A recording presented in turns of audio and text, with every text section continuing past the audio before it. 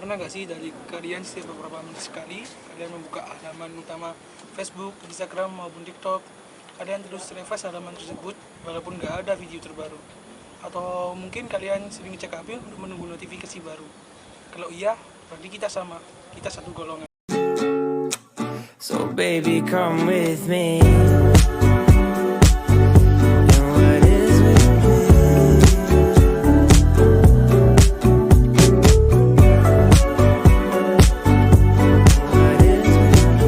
Perkembangan internet dan media sosial di Indonesia sangat pesat hingga belakangan ini. Dari orang kota sampai orang desa-desa, dari orang dewasa sampai anak-anak kecil. Kita memandang ini sebagai perkembangan zaman dan kita dengan terbuka menerimanya. Tapi saya yakin sebagian besar dari kita pasti pernah dengar statement yang bilang kalau sosial media itu nggak bagus dan sebagainya. Tapi kita nggak benar-benar mengerti bagaimana dampak negatif ini bekerja. Kalau kalian pernah bertanya, kenapa sih kita kecanduan media sosial selalu membukanya terus-menerus? Ya, karena ini pengaruh dari hormon dopamin. Hormon dopamin memberi kita efek rasa bahagia ketika kita sudah melakukan sesuatu yang kita inginkan. Sebenarnya, hormon ini berfungsi sangat bagus. Tapi karena manusia menggunakannya dengan cara menikmati secara instan, hal ini berdampak buruk. Dari sepanjang sejarah, manusia sudah mensalahi hormon dopamin ini dengan cara menggunakan obat-obatan, alkohol, merokok, dan sekarang media sosial. Setiap kali kita mendapatkan notifikasi baru, like, atau komen di foto-foto kita, otak kita mendapatkan hal yang terasa senang. Hal ini membuat kita jadi pengen lagi dan lagi. Sebenarnya, pembuat media sosial sudah tahu dan sadar akan hal ini. Mungkin dampak kecanduan media sosial ini tak sama seperti kecanduan alkohol atau obat-obatan, namun tetap saja terasa berdampak kepada otak dan psikologis kita. Selain itu juga, dampak media sosial ini banyak orang yang tidak sadari, terutama generasi milenial. Berikut adalah beberapa dampak dari kecanduan media sosial. Ya, yang pertama yaitu kurangnya motivasi. Kebiasaan mendapatkan kepuasan instan dari sosial media itu lama-kelamaan yang tertanam di kepala kita. Kita jadi mau semuanya serba instan, baik itu dalam hubungan, pekerjaan, sekolah, dan lain-lain. Kita jadi kehilangan motivasi untuk melakukan sesuatu.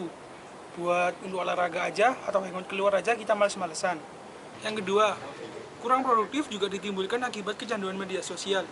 Setiap kali kita bermedia sosial, kita dijali dengan berbagai macam pilihan, dan kita harus memproses semua informasi tersebut.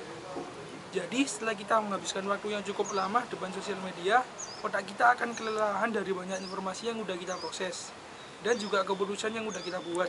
Selain itu, kebiasaan scrolling media dapat membuat kinerja otak kita menjadi melemah. Yang ketiga, social comparison.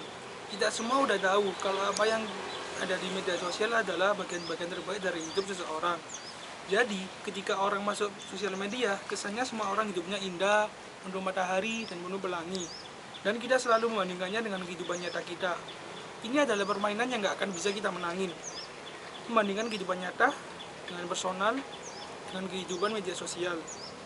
Ini bakal bikin ngerasa kalau hidup itu nggak cukup baik, dan lebih buruknya, bikin ngerasa kalau dirimu nggak cukup baik. Lalu terdapat juga dampak berikutnya, pergaulan sosial yang buruk. Kalian pasti tahu ungkapan, sosmed menjauhkan yang dekat. Memang demikian kebenarannya. Kadang kita ngelihat satu keluarga sedang makan, anak malah sibuk main sosmed, ibu dan bapak juga sama. Akhirnya tidak saling bercengkrama, karena semua sibuk dengan gadget dan sosmednya masing-masing. Kecanduan sosmed dapat memperburuk sikap seseorang pada lingkungan sekitarnya, bahkan pada orang-orang terdekat. Seolah-olah dunia milik seorang diri, sehingga orang yang sudah kecanduan sosmed, sikapnya cenderung cuek dengan sekitar. Yang terakhir, gangguan mata.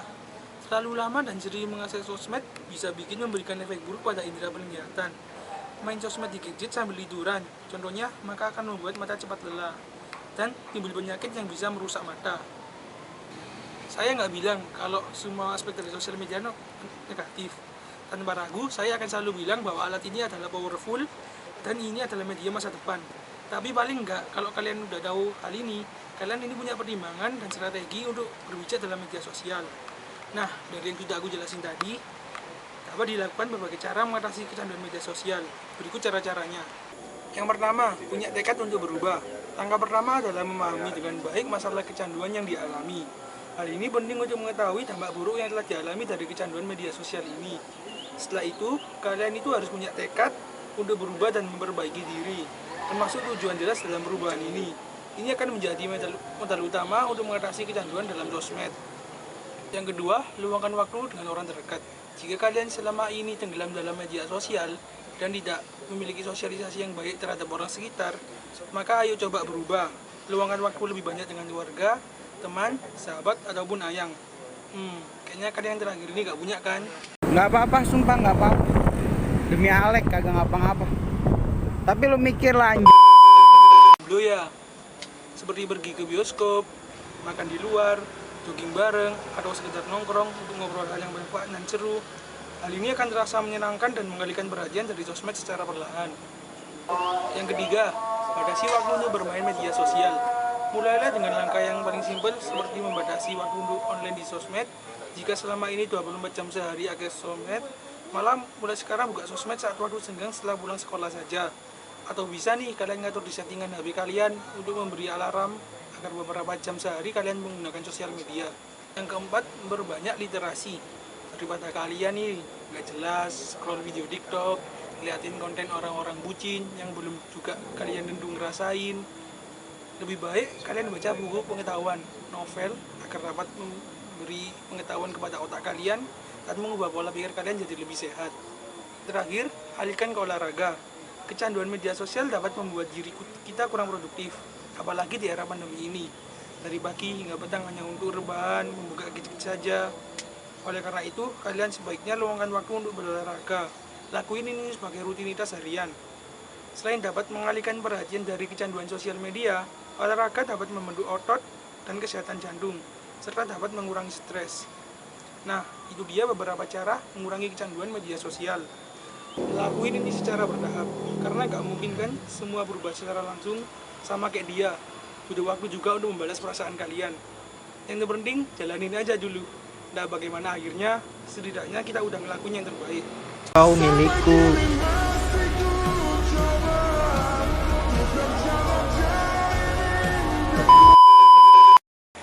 Tak semua yang nyaman menghadirkan ketenangan, kadang juga menandakan gunjangan. Semangat melawan medsos demi mental yang tak keropos. Masuk. Cukup sampai di sini pembahasan kita pada kali ini. Sekian dan terima kasih. Wassalamualaikum warahmatullahi wabarakatuh. See you. Jangan kau sendiri, ku tetap menanti asal kau beri tahuku kapan usai bermain.